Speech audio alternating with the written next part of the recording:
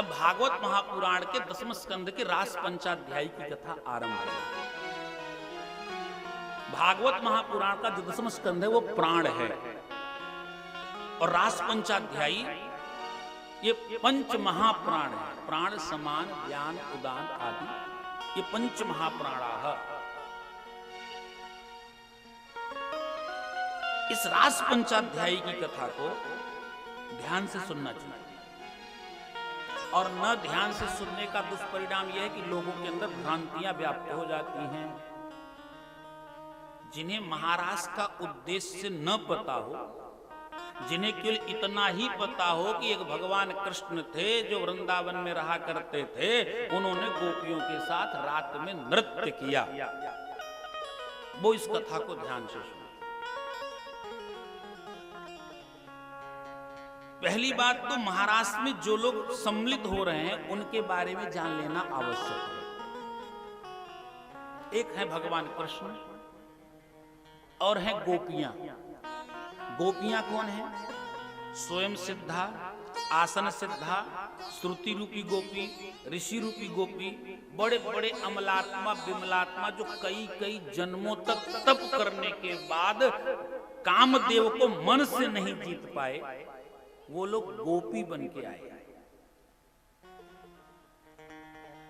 एक दो जन्म में तप करने से किसी को गोपी भाव की प्राप्ति नहीं हो सकती है। गोपी वो बनता है, गोपी भाव की प्राप्ति उस आत्मा को होती है जो आत्मा अपने समस्त इंद्रियों के विषय वासनाओं को पी जाती है। गो माने इंद्री, पी माने पी जाना, गो धन पी बराबर गोपी। जिसने अपनी समस्त इंद्रियों के विषय वासना को पी लिया हो उसे कहते हैं गोपी।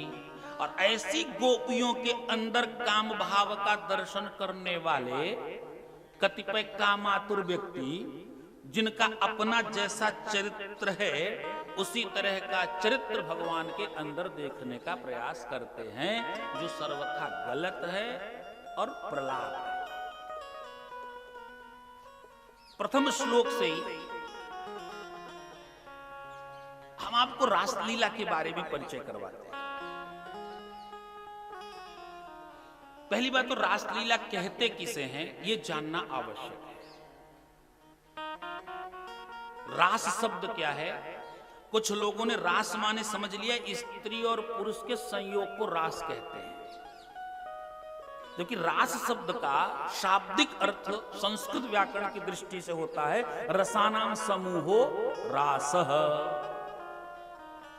जहां पे अनेक रस एकत्रित हो जाएं उसे कहते हैं रास। दूसरी बात, अनेक रस कहां एकत्रित हुए? जहां पे रस स्वरूप भगवान है।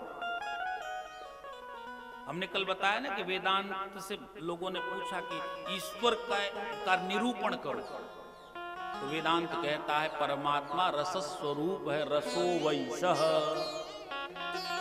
और जो रस स्वरूप है वही कई रसों को एकत्रित कर सकता है, और जहां पे कई रस एकत्रित हो जाएं उसी का नाम है रास। इस रासलीला के प्रथम श्लोक को हम पढ़ें। वृंदावन बिहारी लाल की जय।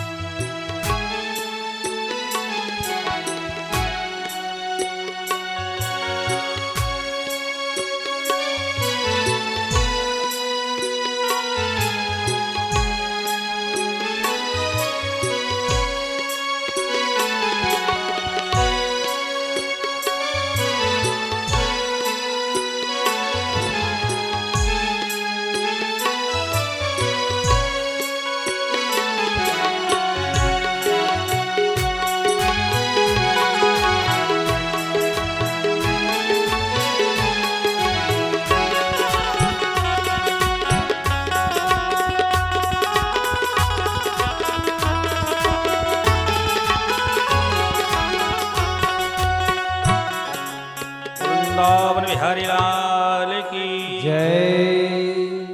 इस गांव के जो प्रथम नागरिक हैं, प्रथम नागरिक माने ग्राम प्रधान जसवा, वो मंच पे उपस्थित हुए और ग्राम के प्रथम नागरिक होने के नाते उन पर उनका उत्तरदायित्व भी होता है। अगर गांव में कोई सांस्कृतिक धार्मिक कार्यक्रम का आयोजन हो तो वहां उपस्थिति होनी आवश्यक है। आप आए, आपका बहुत बहुत धन्यवाद। वृंदावन बिहारी लाल की जय। भगवान पिता रात्रि सरदोन्फुल्लमल्लिका वीक्षरन्तुं मनश्चक्रे वीक्षरन्तुं मनश्चक्रे योगमायामुपाश्रितः।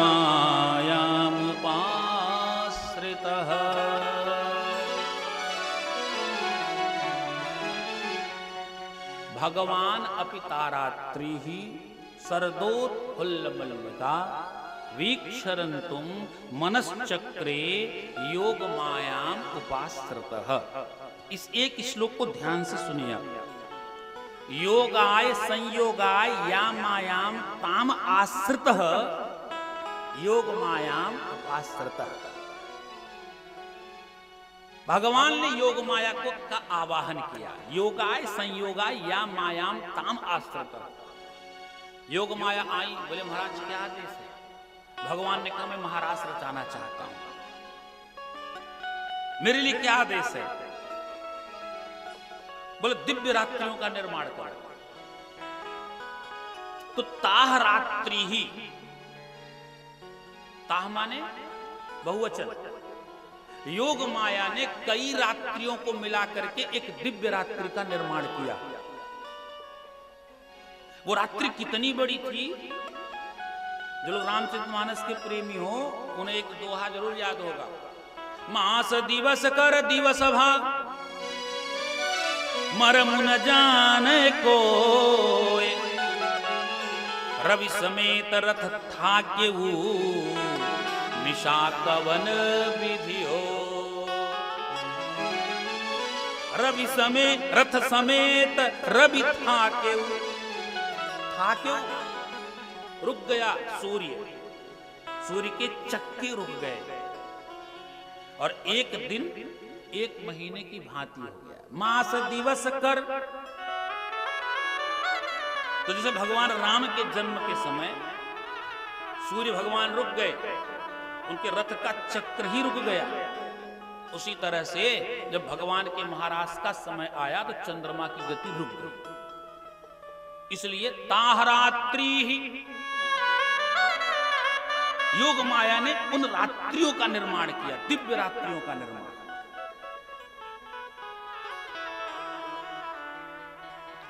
उन दिव्य रात्रियों में भगवान महारास रचाना चाहते हैं। वीक्षरन्तुम मनश्चक्रे, भगवान महारास रचाना चाह रहे हैं, इसलिए योग माया ने उन रात्रियों का निर्माण कर दिया। लेकिन ये जो रात्रियां आई ना, जब भगवान महारास रचाना चाहते हैं तो कौन सी ऋतु है ये पहले जानना आवश्यक। स्वामी सुखदेव जी कह रहे हैं सरदोत्फुल्ल मल्लिका, शरतकालीन फूल खिले हुए हैं, अर्थात यहां पे शरद ऋतु आई। जिन लोगों को भगवान के महारास की लीला में काम का दर्शन होता है वो पहले काम के सिद्धांत को समझ लें। भगवान जहां आते हैं वहां पे किसी विशेष ऋतु की आवश्यकता नहीं है। भगवान अगर चैत्र के महीने में आ जाते हैं तो वो महीना भी सुखदायी हो जाता है। मध्य दिवस अति शीतन घामा, भगवान मध्य दिवस में आए, न ज्यादा शीत और न ज्यादा गर्मी। भगवान की महाराज की लीला कब शुरू हुई? बोले शरद ऋतु में। शरद ऋतु कौन सी ऋतु है? शरद ऋतु वृद्ध ऋतु है।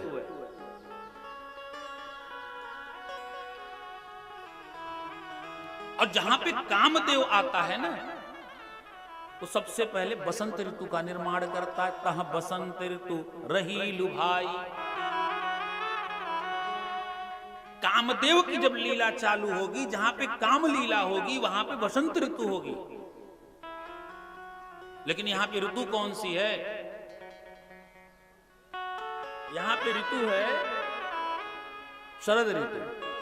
शरद ऋतु माने वृद्ध ऋतु। और भगवान इसका आयोजन कहां कर रहे हैं? जंगल में कर रहे हैं। जंगल में इसका आयोजन हो रहा है। अगर भगवान चाहते तो किसी महल में इसका आयोजन करते। जिन योग माया से कह के भगवान ने दिव्य रात्रियों का निर्माण किया है, करवाया, उन्हीं योग माया से कह के भगवान महल का निर्माण करवा लेते। लेकिन भगवान ने महाराज की लीला को खुले आकाश में रखा है। इस महाराज की लीला में सम्मिलित होने के लिए कौन कौन आए? देवर्षि नारद जी आए, जिन्होंने कामदेव को जीता है। भगवान शिव भी आए हैं, जिन्होंने कामदेव को जलाया है। तब शिव तीसरी नयन उघारा, चितवत काम भयो जरि छारा। तो जिन्होंने अपने दृष्टिपात करने मात्र से कामदेव को जला करके भस्मसात कर दिया हो, उन भगवान शिव की उपस्थिति जहां पे हो, वहां पे कामदेव आ सकता है क्या? अगर कामदेव नहीं आ सकता तो हम भगवान इस महाराज की लीला में कामदेव की कल्पना क्यों करते हैं? हमें नहीं करना चाहिए, लेकिन लोग करते हैं। भगवान ने अपनी बंसी बजाई, और भगवान की जब बंसी बजी ना, निशम्य गीतम तदनंगवर्धन ब्रज स्त्रियः कृष्ण गृहीत मानसा आजग्मुन्योन्यमलक्षितोद्यमा सयत्र कांतो जवलोलकुंडला। भगवान की बंसी बची तो उस बंसी की ध्वनि जिस गोपी को सुनाई पड़ी, वो गोपी जहां थी वहीं से दौड़ पड़ी। लिम्पन्त्यः प्रम्रजन्त्यो वा अंजन्त्यः काश्चलोचने। एक गोपी लेपन का काम कर रही थी और तब तक बंसी की ध्वनि सुनाई पड़ी। गोपी ने लेपन के काम को वहीं पे बंद कर दिया और दौड़ पड़ी। एक गोपी धान खून रही थी, तब तक बंसी की ध्वनि सुनाई पड़ी, वो वहीं पे काम को छोड़ के दौड़ पड़ी। एक गोपी कपड़े पहन रही थी, सो लहंगा डार पाई, हरिया ना डार पाई, तब तक बंसी की ध्वनि सुनाई पड़ गई। एक गोपी आभूषण पहन रही थी और वो पैर के गहने को हाथ में और हाथ के गहने को पैरों में डाल लेती है। और एक गोपी की स्थिति तो ऐसी है, अंजन्त्या काश्चलोचने। अंजन्त्या, अंजन, अपने आंखों में आंजन लगा रही थी, काजर लगा रही थी, और एक ही आंख में लगा पाई थी। तब तक बंसी बज गई और वो भी दौड़ पड़ी है। बाजी बौरानी बाजी देखिबे को द्वार धाई, बाजी करत किलोल बाजिन सुध नहीं घर की। बाजिन कहे कहाँ बाजी, बाजिन कहे बन बाजी, बाजी कहे बन बाजी, बंसी बंसी धर की। जो गोपी जहां थी वहीं से दौड़ पड़ी है। एक गोपी ऐसी थी ना, जो अपने गोप की सेवा कर रही थी, अपने पति के चरणों को दबा रही थी, और तब तक बंसी बज गई। वो गोपी झटती उठ गई। गोप ने पूछा कहां चली? बोले कन्हैया हमें पुकार रहे हैं। गोप कहता हमें तो सुनाई नहीं पड़ा। गोपी कहती बंसी में आवाज नहीं आई, मेरे नाम को तुमने नहीं सुना? बोले बंसी कहां बज रही है, तो तुम्हें नहीं सुनाई पड़ रहा है? बोले नहीं। गोपी कहती हमें तो सुनाई पड़ रही है बंसी। किसी ने पूछा सच में जो गोपी बोल रही सही बोल रही, झूठ बोल रही? नहीं, गोपी सच बोल रही है, पर गोप तो नहीं सुन पा रहा है। बोले हाँ, गोप नहीं सुन पा रहा है। क्यों? बोले क्योंकि भगवान की इसके पहले जो बंसी बजती थी, उस बंसी में और महाराज की बंसी में अंतर है। महाराज के पहले जो भगवान ने बंसी बजाई, उसको स्वामी सुखदेव जी कहते हैं सर्वभूत मनोहराम, सभी प्राणियों को सुंदर लगने वाली बंसी। लेकिन जो महाराज की बंसी है, जगौ कलौ वाम दृशाम मनोहराम। वाम दृशाम वामांगना नाम मनोहराम, वामांगना नाम गोपांगना नाम। गोपियों के मन का हरण करने वाली बंसी भगवान ने बजाई है, और बंसी केवल गोपियों को सुनाई पड़ रही है, केवल गोपियां सुन रही हैं। इसलिए दौड़ी दौड़ी जंगल की ओर चली। गोपी उठी, उठ के दौड़ना चाहती है, गोप ने पकड़ लिया हाथ। कहां जा रही है? कन्हैया के पास। नहीं जा सकती। उस गोप ने उस गोपी को कमरे में बंद कर दिया। स्वामी सुखदेव जी कहते हैं, राजा परीक्षित, अन्य जो गोपियां दौड़ दौड़ के जा रही थी ना, उनसे पहले वो गोपी वहां पहुंच गई जिसको गोप ने कमरे में बंद किया था। बोले कैसे महाराज? स्वामी सुखदेव जी कहते हैं, दुस्सह प्रेष्ट विरह तीव्रतापधुता शुभा ध्यान प्राप्ताच्युता श्लेषा निर्वृत्या क्षीण मंगला। जैसे गोप ने बंद किया गोपी को कमरे के अंदर, वैसे उस गोपी के अंदर पीड़ा उठी, विरह वेदना। और इतनी विरह वेदना उठी कि सारे पापों ने मिलकर के विचार किया, अगर हम मिलकर के इस गोपी को कष्ट देते तो उतना कष्ट नहीं दे पाते जितना कष्ट इसे कृष्ण वियोग से प्राप्त हो रहा है। तो विरह वेदना से व्यथित होने के कारण गोपी के शरीर का जो पाप था वो नष्ट हो गया। और जैसे ही पाप नष्ट हुआ तो गोपी ध्यान लगाती है, और जैसे गोपी ने ध्यान लगाया तो ध्यान प्राप्ता, ध्यान लगाते ही गोविंद की प्राप्ति हो गई है। जब गोविंद की प्राप्ति भई तो उस गोपी ने क्या किया? सुखदेव जी कहते हैं, जहुर गुणमयम देह सद्य प्रक्षीण बंधना। जहुर, जहुर माने त्याग दिया। किसको? बोले गुणबंध शरीर, जो त्रिगुण से बधा हुआ ये शरीर है, सतोगुण रजोगुण तमोगुण के द्वारा ये जो पांच भौतिक शरीर है।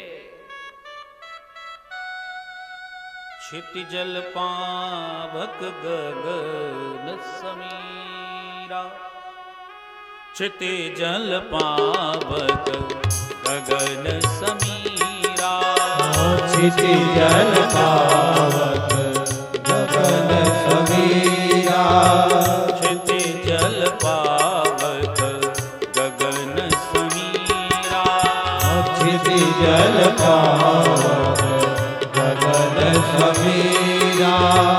पंच रचित यह अधम शरीरा, पंच रचित यह अधम शरीरा, पंच रचित यह अधम शरीरा, पंच रचित यह अधम शरीरा।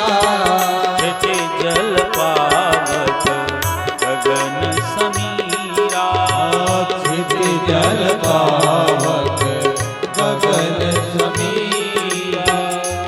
जहुर गुणमयम देहो, गुणमय शरीर का उस गोपी ने त्याग कर दिया और मनोमय शरीर के द्वारा उस गोपी ने भगवान को प्राप्त कर लिया है। भगवान की बंसी बजी है, और जब बंसी बजी तो जो गोपी जहां थी वहीं पे काम छोड़ करके दौड़ पड़ी है। बंसी प्रेम की बजाई रे नंद लाला, बंसी प्रेम की बजाई रे नंद लाला, बंसी प्रेम की बजाई रे नंद लाला, बंसी प्रेम की बजाई रे नंद लाला। मन में आनंद छायो रे नंद लाला, मन में आनंद छायो रे नंद लाला, मन में आनंद छायो रे नंद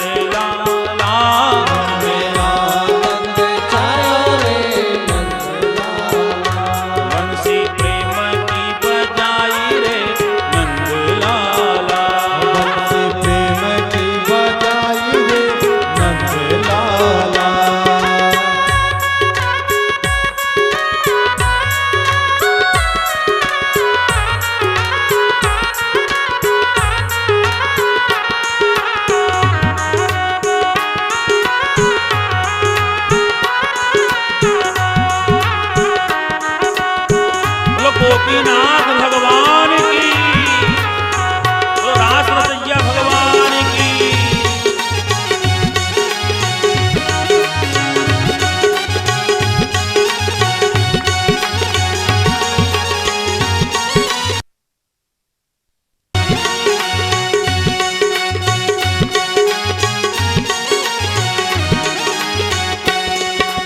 बंसी की आवाज मैंने आंगन में सुनी थी, बंसी की आवाज मैंने आंगन में सुनी थी। आंगन में सुनी थी कान्हा, आंगन में सुनी थी। आंगन में सुनी थी कान्हा, आंगन में सुनी थी। बंसी की आवाज मैंने आंगन में सुनी थी। बंसी की आवाज मैंने आंगन में सुनी थी। छोरो रोटी छोड़े आई रे नंदलाला, रो रोटी छोड़ आई रे नंदलाला। मन में आनंद छायो रे नंदलाला। मन में आनंद छायो रे नंदलाला। बंसी प्रेम की बजाई रे नंदलाला।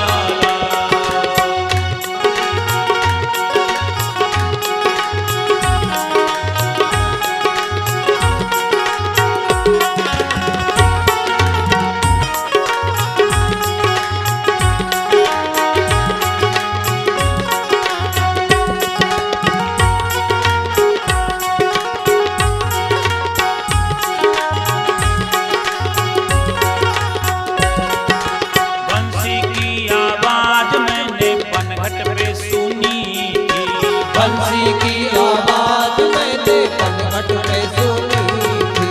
पनघट पे सुनी थी कान्हा, पनघट पे सुनी थी। पनघट पे सुनी थी कान्हा, पनघट पे सुनी थी। बंसी की आवाज मैंने पनघट पे सुनी थी। बंसी की आवाज मैंने पनघट पे सुनी थी। गागर भरती छोड़ आई रे नंदलाला। सागर भरती छोड़ आई रे नंदलाला। मन में आनंद छायो रे नंदलाला। मन में आनंद छायो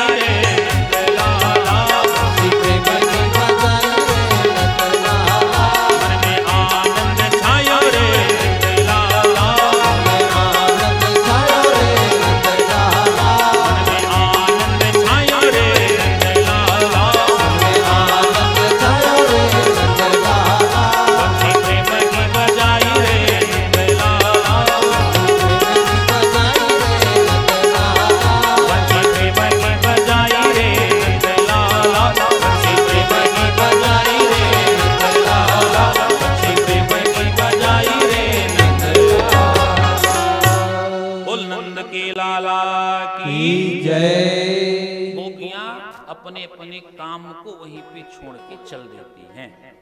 कथा को ध्यान से सुनेंगे तब कथा समझ में आएगी। भागवत की कथा वैसे भी लोगों के समझ में कम आती है। कारण दो है। पहली बात तो भागवत जी से लोग पूरी तरह से परिचित नहीं हो पाते हैं। दूसरा कारण यह है कि भागवत की कथा सुनने के लिए नित्य निरंतरता की आवश्यकता होती है। कथा को जब क्रमबद्ध तरीके से सुनेंगे तब कथा समझ में आती है। और कोई एक दिन कहीं सुन लिया तो कोई कहीं 2 दिन सुन लिया, तो फिर पता चला कहीं 3 दिन सुन लिया, फिर कहीं गए तो एक ही दिन सुने, फिर कहीं 5वें दिन कथा सुन लिया, फिर कोई तीसरे दिन की कथा सुन ली। एक बार अगर कथा को ध्यान पूर्वक सप्त दिवस पर्यंत सुन लिया जाए तो फिर दोबारा आप जब भी कथा सुनोगे तो समझ में आने लगेगा कि कथा अब यहां से चल रही है और यहां तक आज चलेगी। और भगवान की रासलीला की कथा को तो बहुत ही सावधान होकर सुनना चाहिए। भगवान की बंसी बजी, गोपियां दौड़ दौड़ के आईं। सुखदेव जी ने कहीं ये नहीं लिखा कि वो गोपी जो लेपन कर रही थी उसने अपने हाथ पैर भी धुले। लिम्पन्त्यः प्रम्रजन्त्यो वा अंजन्त्यः काश्चलोचने। जो गोपी जहां पे थी वैसे ही दौड़ पड़ी है। किसी ने कपड़े आधे पहने, किसी ने श्रृंगार आधे किए, किसी ने एक आंख में काजल लगाए तो एक आंख में नहीं लगाए, किसी ने पैर के गहने हाथ में तो हाथ के गहने पैर में डाल रखे। यहां पे कोई गोपी श्रृंगार करके आ रही है? किसी गोपी का श्रृंगार पूरा है? किसी भी गोपी का श्रृंगार पूरा नहीं है। श्रृंगार कौन करता है? जब कोई नायिका अपने नायक से मिलने के लिए जाती है तो शारीरिक शोभा को प्रकट करके जाती है। सुंदर सुंदर कपड़े पहन के, सुंदर सुंदर आभूषण पहन करके तब वो जाती है। जिनका मिलन शरीर से शरीर का है उन्हें अपने शरीर को सजाने की आवश्यकता है। और जिस लीला में शरीर गौड़ है, शरीर का कोई महत्व ही नहीं है। शरीर मात्र एक माध्यम है, साधन है। और साध्य कौन है? कृष्ण है। तो साधन को सजाने की आवश्यकता है। यहां पे शारीरिक मिलन नहीं है, यहां पे जीवात्मा का परमात्मा से मिलन है। अगर इसमें गोपियों ने श्रृंगार नहीं किया तो इसका मतलब स्पष्ट है कि यहां पे काम लीला नहीं है। यहां पे विशुद्ध भगवत लीला चल रही है। आत्म तत्व की लीला परमात्मा तत्व के साथ होने वाली है।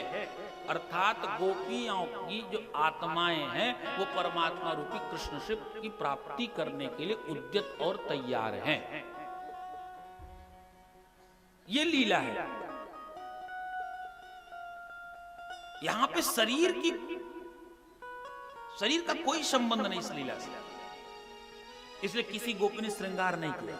और जब किसी गोपी ने श्रृंगार नहीं किया तो तुम भगवान की विशुद्ध लीला में श्रृंगार का दर्शन क्यों करते हो?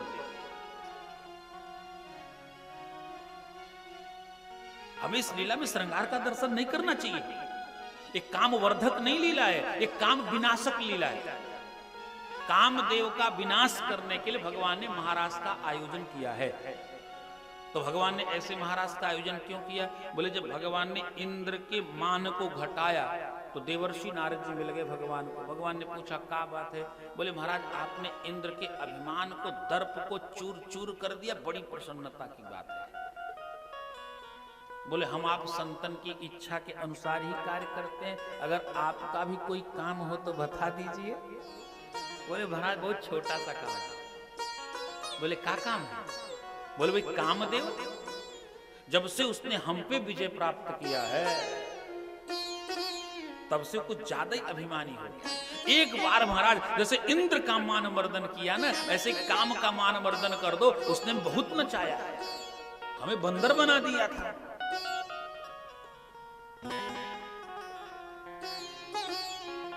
नरमरकट इव नटमरकट इव सबहि नचावत राम खगेश वेद असगावत।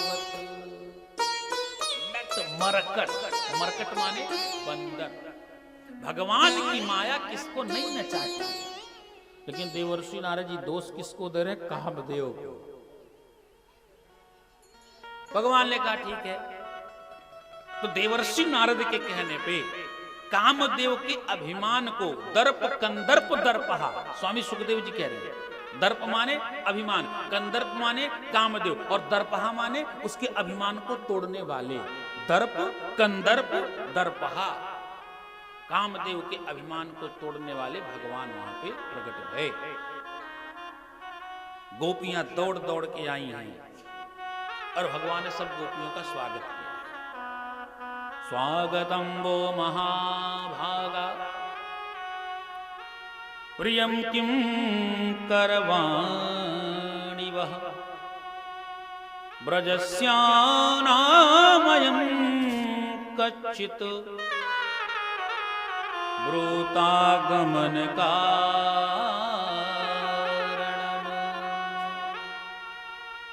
हे गोपियों, आप सबका स्वागत है। आप लोग इतनी रात को यहाँ क्यों आई हो? आप लोगों को इतनी रात में जंगल में नहीं आना चाहिए था। ये रात घनघोर है, यहाँ पे बड़े हिंसक जीव भी टहलते हैं।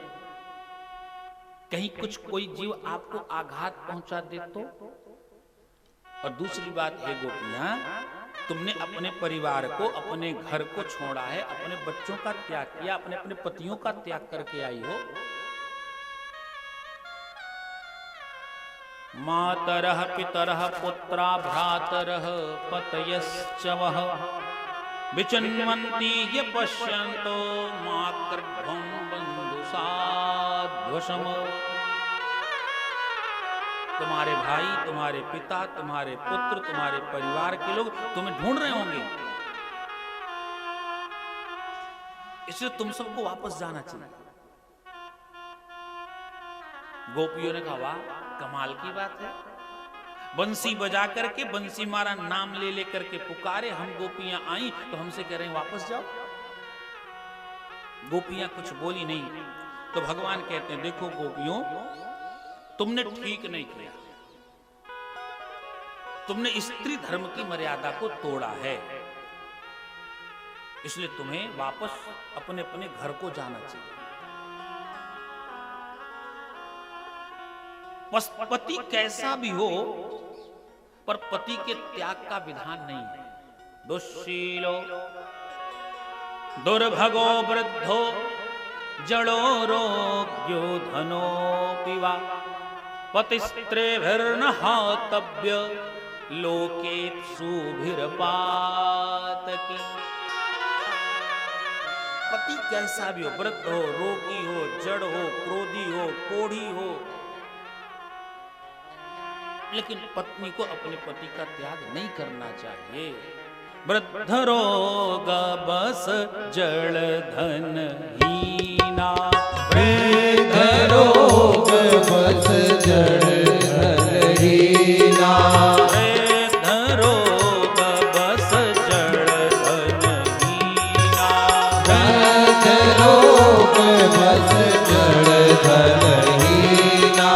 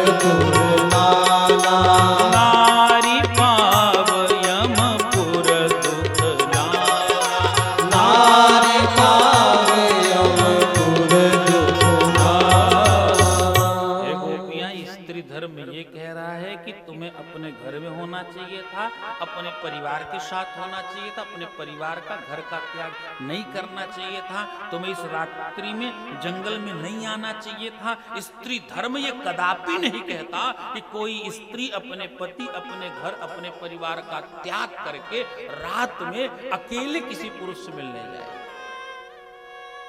इसलिए हे गोपियां, तुम सब वापस जाओ। गोपियों ने कुछ उत्तर नहीं दिया। भगवान कहते हैं अगर मुझे प्राप्त ही करना था तो मुझे प्राप्त करने के कई साधन हैं। श्रवणात् दर्शनात् ध्यानात् मयि भावोनुकीर्तनात् न तथा सन्निकर्षेण प्रतीयात् गृहतो गृहान्। कहीं रुक करके मेरी कथा सुन लेती, किसी मंदिर मेरा दर्शन कर लेती, कहीं एकत्रित होकर के कीर्तन करती तो हम वही प्रकट हो जाते। तुम्हें यहां आने की क्या जरूरत थी? और यहां से जाओ, जाकर के कीर्तन करो, भजन करो, भक्ति करो। गोपियां कुछ बोली नहीं।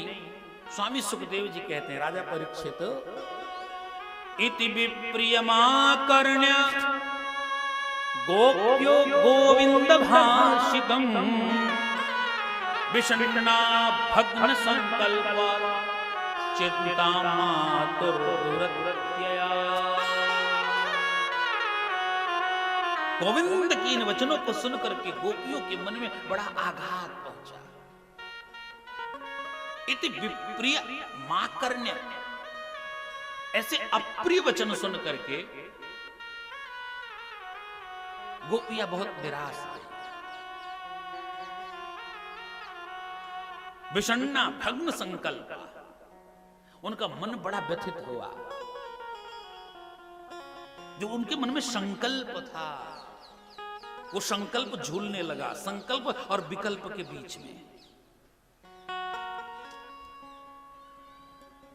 चिंताम आपु, गोपिकाओं को बड़ी चिंता भई। अरे पहले तो हम प्रेम नहीं करते थे, खुद माखन चुरा चुरा करके प्रेम किया इन्होंने, बंसी बजा के बुलाया, और हम जब गोपियां आई तो हमें धर्मोपदेश कर रहे हैं। बड़ी चिंता हुई गोपियों। और जब कोई व्यक्ति चिंतातुर होता है तो निराशा के कारण उसके सिर नीचे लटक जाते हैं। गोपियों के सिर नीचे लटक गए। गोपियों का सिर लटका जब नीचे, तो चरणेन भुवो लिखन्त्यः बिंबाधराणि। गोपियों ने अपने होठ से, अपने दांत से अपने होठ को दबा लिया और पैर के अंगूठे से जमीन को कुरेदने लगे। भगवान ने कहा, सुनो, हम तुमसे बात कर रहे हैं, तुम हमारी ओर देख ही नहीं रही हो। गोपियों ने कहा, क्या बोले कन्हैया, तूने बाकी क्या लगाया? हम क्या बोले? भगवान ने कहा, नहीं कुछ तो बोलो। गोपियों ने कहा, देखो हम तब बोलेंगे जब आप शांत हो जाओगे। हम जितना बोले उतने का आप उत्तर देते जाओ बस। भगवान ने कहा, पूछो। तो गोपियों ने बोलना आरंभ किया। गोप्य ऊचुः मय्यं विभोर्हति भवान् गदितुं नृशंसम् संत्यज्य सर्व विषयांस्तव पादमूलम् भक्ता भजस्व दुर्वग्रहमां त्यजास्मान् देवो यथादि पुरुषो भजते मुमुक्षु। एक गोपी कहती, कन्हैया मय्यं विभोर्हति, आप हमें व्यामोहित करना चाहते हो? यदि गदितुम नृशंसम, नृशंस होकर के, निरपत्र होकर के, दया रहित होकर के आप जो बोल गए, आप क्या सोच रहे हो? हम तो केवल ये विचार कर रही हैं कि आप स्वीकार किसे करते हो और त्यागते किसे हो। आपका एक भक्त हुआ विभीषण, भाई ने लात मार दी तो आपकी शरण में आया, और जब आपकी शरण में आया तो आपने उसे स्वीकार कर लिया। अस कही राम तिलक तेहि सारा, सुमन वृष्टि नभ भई अपारा। विभीषण को अपनाते हो और हम गोपियों का त्याग क्यों करते हो? कन्हैया ने कहा, लो विभीषण, अरे इतना बड़ा भक्त निकला हमारा। बोले कितना बड़ा भक्त निकला? विभीषण ने क्या त्यागा? बोले विभीषण ने अपने भाई बंधुओं का त्याग किया। बोले विभीषण ने भाई बंधुओं का त्याग नहीं किया, उसके भाई ने लात मार के निकाला था और तब वो आपकी शरण में आया था। भाई बंधु का त्याग कौन सा त्याग है?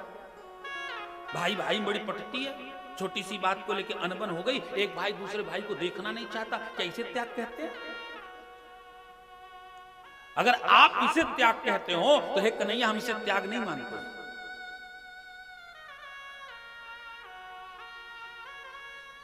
दुनिया का पहला भक्त है। अभी तक जितने भक्त भगवान के पास आए, उनमें से सबसे पहले किसी ने इच्छा रखी कि भगवान के मुखारबिंद का दर्शन हो जाए,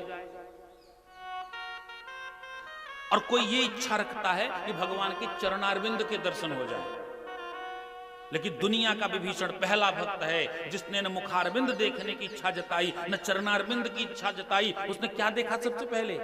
भुज प्रलंब कंजारुन लोचन, भुज प्रलंब कंजारुन लोचन, भुज प्रलंब कंजारुन लोचन, भुज प्रलंब कंजारुन लोचन, भुज प्रलंब कंजारुन लोचन, भुज प्रलंब कंजारुन लोचन, भुज प्रलंब कंजारुन लोचन, भुज प्रलंब कंजारुन लोचन, श्यामल गात प्रणत भय मोचन, श्यामल गात प्रणत भय मोचन, श्यामल गात प्रणत भय मोचन, श्यामल गात प्रणत भय मोचन। भुज प्रलंब कंजारुन लोचन। ये कौन सा भक्त है?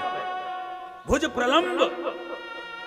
विभीषण ने सबसे पहले भगवान राम की आजान लंबित भुजाओं को देखा। ये कौन सी भक्ति है? कोई भगवान के मुखारविंद को देख करके भक्ति करता है, कोई चरणारविंद को देख के भक्ति करता है, पर ये दुनिया का पहला भक्त जिसने सबसे पहले भगवान के शरीर के केवल भुजाओं का दर्शन किया।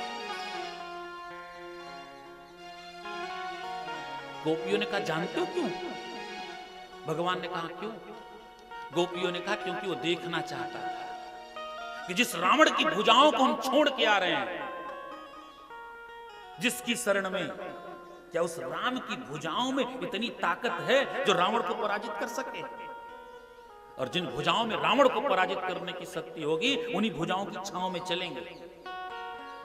इसलिए उसने सबसे पहले क्या देखा? भुजा देखी। ये भक्ति है, ये स्वार्थ है।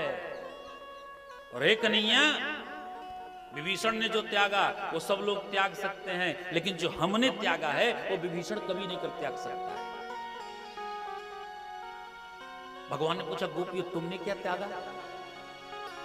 गोपियां कहती हैं, संत्यज्य सर्व विषयांस तव पादमूलम। हे कन्हैया, हम गोपिकाओं ने अपने समस्त विषय वासना का ही त्याग कर दिया है।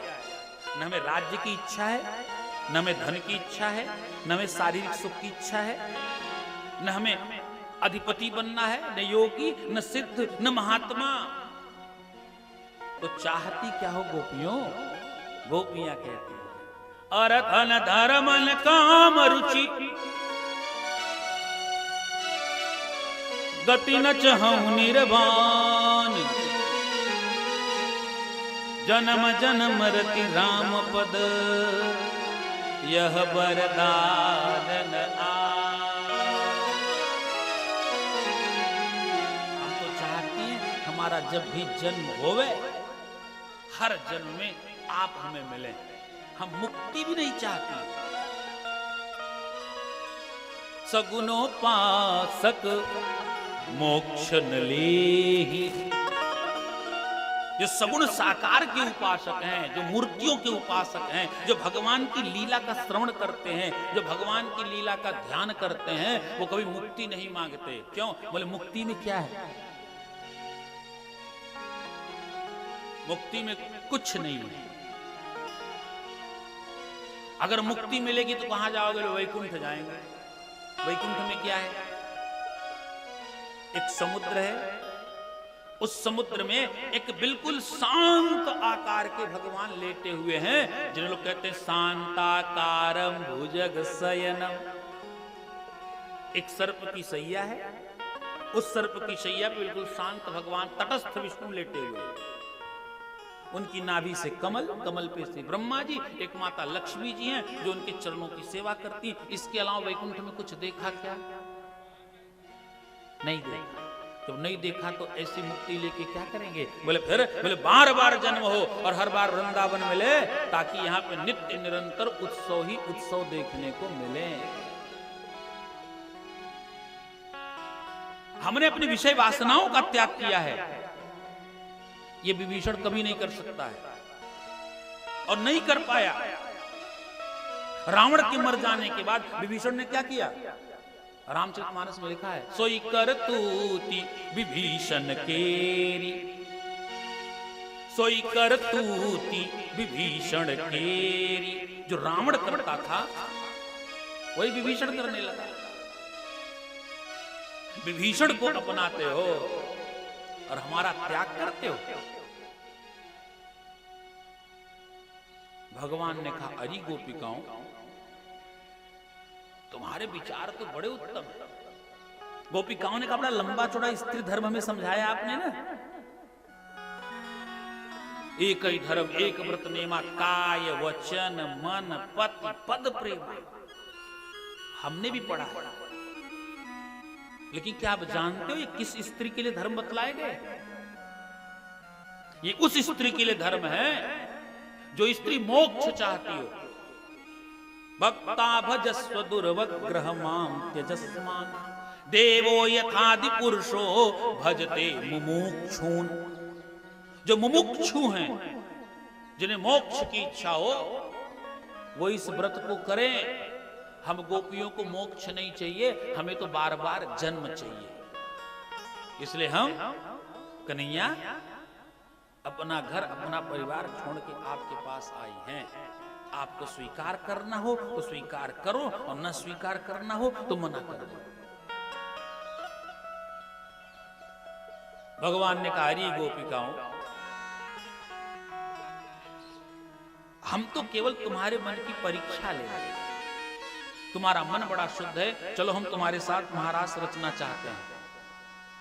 सो भगवान ने महारास रचाना आरंभ किया। बाहो प्रसार परिरंभ कराल कोरु, नीविस्तना लभन नम्र नखा कृपातै, श्वेल्यावलोक हसितै ब्रज सुंदरीणाम, उत्तम भयन रतिपतिम रमयन चकार। एक कृष्ण एक गोपी, एक कृष्ण एक गोपी गलवैया डाल करके नृत्य करना आरंभ किया। और जैसे नृत्य करना आरंभ किए, वैसे ही वहां पे कामदेव आ गया। कामदेव आया तो भगवान ने पूछा, भैया तू काहे आ गया? कामदेव बोला, हम आपके ऊपर विजय प्राप्त करने के लिए आए। भगवान ने कहा, रामावतार में आया था ना तू, और तुझे हमने अपना घोड़ा बनाया था। जनकपुर में जब भगवान राम जनक जी के दरवाजे पे पहुंचे, जिस घोड़े पे बैठे थे ना, वो घोड़ा कौन था? वो कामदेव था। भगवान शिव तैयार भय। माता पार्वती जी ने पूछा, कहां चले? बोले बारात देखने जा रहे हैं। बोले किसकी बारात? बोले राम जी की बारात। माता जानकी जी ने कहा, हमारा ध्यान देना, दूल्हा देखना पर दूल्हे की सवारी मत देखना। भगवान शिव ने पूछा, क्यों? बोले जो सवारी है ना वो कामदेव है, और कहीं आपने उसे देख लिया तो जल करके वो भस्मसात हो जाएगा। इसलिए दूल्हा तो देखना पर दूल्हे की घोड़े को मत देखना। भगवान कृष्ण कहते हैं, रामावतार में आया तुझे घोड़ा बनाया था, याद है कि भूल गया? कामदेव कहता याद है। बोले याद है तो फिर दुर्गति करावे को ताई काय को आगो। बोले उस बार की बातें कुछ और थी, इस बार की बातें कुछ और हैं। कुछ लोग कई बार पराजित होते पर उनके हौसले में कमी नहीं आती। जैसे नेताजी लोग हों, क्षमा करिएगा हम जो नेताजी बैठे हैं, नेताजी लोग हों, चुनाव हार जाए लेकिन अगली बार चुनाव आएगा तो फिर तैयारी करेंगे लड़ने के लिए। लोग पूछेंगे अरे नेताजी पिछली बार तो हार गए थे, इस बार क्यों लड़ रहे हो? बोले पिछली बार का समीकरण कुछ और था, इस बार का समीकरण कुछ और है। समीकरण बैठा लेते लोग। कामदेव कहता है पिछली बार की बात कुछ और थी, इस बार की बात कुछ और है। बोले पिछली बार में और इस बार में क्या अंतर है? कामदेव बोला उस समय आपने व्रत लिया था, एक पत्नी व्रत। वाल्मीकि रामायण में वाल्मीकि जी ने राम जी के बारे में लिखा, रामचंद्र परान दारान चक्षुषाना पश्यते। भगवान राम अपनी आंखों से पराई स्त्री का दर्शन नहीं करते, इसलिए मैं आपको विजय नहीं प्राप्त कर सकता। बोले अब आप अकेले हो और त्रिभुवन सुंदरी करोड़ों गोपियां यहां पे हैं, इसलिए मैं अब आपके ऊपर विजय प्राप्त करूंगा। तो भगवान ने कहा ठीक है। भगवान ने महाराज रचाना आरंभ किया। कामदेव ने अपने बाणों को छोड़ना आरंभ किया। कामदेव का धनुष और कामदेव का जो बाण है ना, वो सब फूल के ही हैं।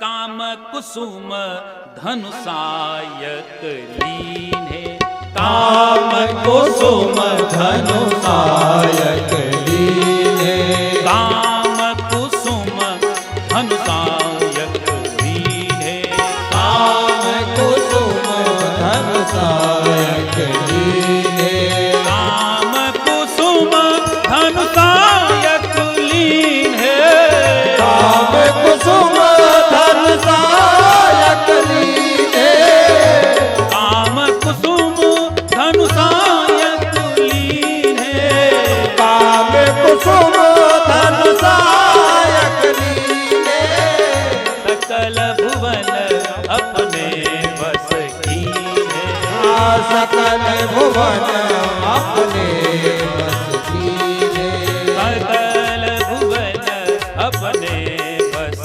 कीने, सकल भुवन अपने बस कीने। आज एहसास हुआ कि पांचवी कथा लगातार ठंडी का प्रभाव आ गया।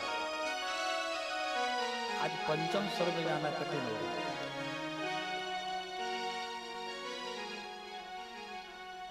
काम कुसुम धनुषायक लीने, सकल भुवन अपने बस कीने। कामदेव ने अपने पुष्प के बाण उठाए और पुष्प के धनुहा पे सावधान किया। कामदेव के पास कुल मिला के 5 बाण हैं, केवल 5 बाण। कामदेव के जो 5 बाण हैं, वशीकरण, उच्चाटन, स्तंभन, उद्दीपन और स्तंभन आदि, ये 5 बाण हैं उसके पास। और उसने 5 बाणों को मार दिया। भगवान के हृदय पर रंच मात्र भी काम के बाणों का प्रभाव नहीं पहुंचा, लेकिन गोपियों का हृदय थोड़ा सा व्यथित हुआ और गोपियों के अंदर एक अभिमान जगा। तासाम तत सौभगमदम वीक्षमानं च केशव प्रशमाय प्रसादाय तत्रैवान्तर्धीयते। तासाम तत सौभगमदम, गोपियों के अंदर सौभाग्य का मद जगा। सबसे ज्यादा सौभाग्यशालिनी कौन? एक गोपी कहती हम। बोले क्यों? बोले क्योंकि हमारे साथ भगवान नृत्य कर रहे हैं। जब गोपियों के अंदर ये अभिमान आया तो भगवान ने कहा जहां आता है अभिमान वहां से खिसक जाते हैं भगवान। तो भगवान ने कहा इन गोपियों के मन में थोड़ी व्यथा व्याप्त भई, थोड़ी गंदगी आ गई, उसे समाप्त करना चाहिए। तासाम तत सौभगमदम वीक्षमानं च केशव, उनके सौभाग्य के मद को देखा। वीक्ष देखा किसने? केशव, कृष्ण ने नहीं देखा। गोविंद ने नहीं देखा, राधा वल्लभ लाल जी ने नहीं देखा, बांके बिहारी लाल जी ने देखा, नंद नंदन ने नहीं देखा, दामोदर ने नहीं देखा। किसने देखा? केशव। केशव ने देखा। भगवान के जितने नाम उतने काम। केशव शब्द का अर्थ क्या है? यहां महाराष्ट्र में भगवान का नाम केशव है।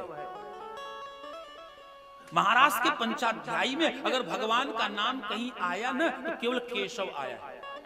तासाम तत सौभगमदम वीक्षमानम च केशव। केशव कह के क्यों पुकारा? बोले केशव माने क माने ब्रह्मा, स माने शिव और वह माने विष्णु।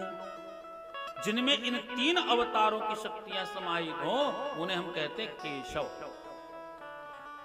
ब्रह्मा ने भी काम को जीता, विष्णु जी ने भी काम को जीता है और शिव जी ने तो काम को जला ही दिया है। तो जिन लोगों ने काम को जीता वही तीन देवताओं की शक्तियां जिसके अंदर समाहित हो, उनकी इस लीला में काम का दर्शन क्यों करते हो? प्रसमाय प्रसादाय, यहां दो शब्द है, प्रशमन और प्रसाद। प्रशमाय प्रसादाय, प्रशमन करना चाह रहे हैं, समन करना चाह रहे हैं, स्वच्छ कर देना चाह रहे हैं। क्या? बोले गोपियों के अंदर जो अभिमान है उसका समन करना चाहते हैं। इसलिए प्रशमाय और प्रसादाय, किसी को प्रसन्न करना चाह रहे हैं। जिसको प्रसन्न करना चाह रहे हैं वो कौन है? वो हमारी श्री किशोरी जी, श्री राधिका रानी। राधिका जी को अच्छा नहीं लगा जब भगवान गोपियों के साथ नृत्य करने लगे, इसलिए किशोरी जी को प्रसन्न करने के लिए भगवान वहां से चल पड़े और राधा रानी को साथ में लेके चले। थोड़ी दूर गए तो किशोरी जी कहती, कन्हैया मुंह पे तो चलऊ न जाए। भगवान ने कहा, अच्छा आपसे चला नहीं जाता? बोले नहीं। बोले स्कंधम मारो ही तामी, आओ आओ मेरे कंधे पे बैठ जाओ। भगवान ने कंधा झुकाया और जैसे कंधा झुकाया किशोरी जी बैठना चाहती हैं तो भगवान वहां से भी अंतर ध्यान हो गए। किशोरी जी भगवान को ढूंढने लगे, इधर गोपियां भगवान को ढूंढने लगे। गोपियां ढूंढते ढूंढते जंगल में, विरह की एक अवस्था होती है त्वदीयता। विरह की वो अवस्था है ये जब विरही को जड़ और चेतन का ज्ञान नहीं रह जाता। को जड़ को चैतन्य न कछु जानत विरही जन। को जड़ को चैतन्य न कछु जानत विरही जन। हम जिसे ढूंढने निकले ना वही सर्वत्र दिखाई पड़ेगा। और विरह की अवस्था वो जब व्यक्ति वृक्षों से भी उसके बारे में पूछे। पूछत चले लता तरुपाती। भगवान राम जब माता जानकी जी को ढूंढने निकले ना तो विरह की वो वेदना व्याप्त है जिसमें भगवान वृक्षों से, लताओं से, गुल्मों से, पशुओं से, पक्षियों से, जो कोई भी मिलता है उससे माता जानकी जी का पता पूछते हैं। हे खग है मृग मधुकर हे खग है मृग मधुकर श्रेणी। हे खग है मृग मधुकर श्रेणी। हे खग है मृग मधुकर श्रेणी। तुम देखी सीता मृग नयनी। तुम देखी सीता मृग नयनी। तुम देखी सीता मृग नयनी। तुम देखी सीता मृग नयनी। खग मिले, पक्षी मिले, जो कोई मिले सबसे भगवान पता।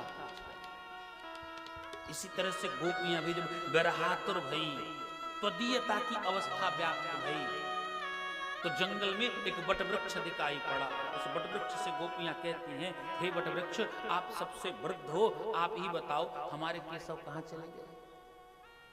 तो वटवृक्ष क्या उत्तर देगा? एक गोपी कहती है, ये केशव का पता नहीं बताएगा। दूसरी ने पूछा, क्यों नहीं बताएगा? तीसरी कहती है, देखता नहीं सठिया गया है। तो बट की लटें निकलती ना, जटा, और धीरे धीरे वही पेड़ बन जाता है। देखता नहीं ये सठिया गया, ये पता ना बतावे वो। गोपियां आगे बढ़ी, एक पीपल का पेड़ मिला। एक गोपी कहती है, अश्वत्थ सर्व वृक्षाणाम देवर्षीणाम च नारदः गंधर्वाणाम चित्ररथः सिद्धानाम कपिलो मुनिः।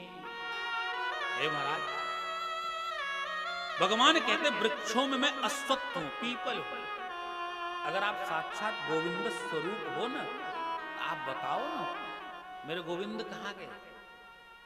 हवा बही, पीपल का पत्ता हिला। एक गोपी कहती, देख देख कह रहा नहीं बताएंगे, नहीं बताएंगे। दूसरी गोपी पूछती, क्यों नहीं बताएगा? तीसरी कहती, क्योंकि पुरुष प्रजाति क्या है, और जो पुरुष होता है ना, वो स्त्री के हृदय की वेदना को नहीं समझ सकता, इसलिए हमें पता नहीं बताएगा। गोपियां आगे बढ़ी, एक तुलसी का बिरवा मिल गया, तुलसी का वृक्ष। एक गोपी कहती है, कश्चित तुलसी कल्याणी गोविंद चरण प्रिय सहत्वाली कुलैर बिभ्रद दृष्टतेति प्रियोच्युतः। कश्चित तुलसी कल्याणी, हे तुलसी मैया, गोविंद चरण प्रिय, गोविंद के चरणारविंद तो आपको बहुत प्रिय है ना, आप बताओ ना हमारे गोविंद कहां चले गए? गोपी कहती है, ये नहीं पता बतावेगी। बोले क्यों? इसलिए नहीं बताएगी कि अपन की सौतन ठहरी। अरे गोविंद को प्राप्त कर चुकी है तुलसी, और हम गोविंद को प्राप्त करना चाहती हैं, इसलिए हमें पता नहीं बताएगा। गोपियां और आगे बढ़ी तो विरह की एक चरमोत्कर्ष अवस्था है, जिसे कहते मदीयता। हम जिसे ढूंढने निकले थे ना, वो हम ही हैं। हम ही को ढूंढन हम ही चले हैं, हम ही मिले तो हम ही मिले हैं। हम ही को ढूंढन हम ही चले हैं, हम ही मिले तो हम ही मिले हैं। कृष्णो हम पश्यति गति ही। एक गोपी कहती, देखो देखो हम कृष्ण हैं, और उसने एक गोपी को उठा के पटक दिया, देख मैंने पूतना को मार डाला। एक गोपी दूसरे गोपी को हाथ में उठाती है, देख मैंने गिरिराज जी को धारण कर लिया। इस तरह से उन गोपियों ने भगवान की बाल लीला का मंचन उस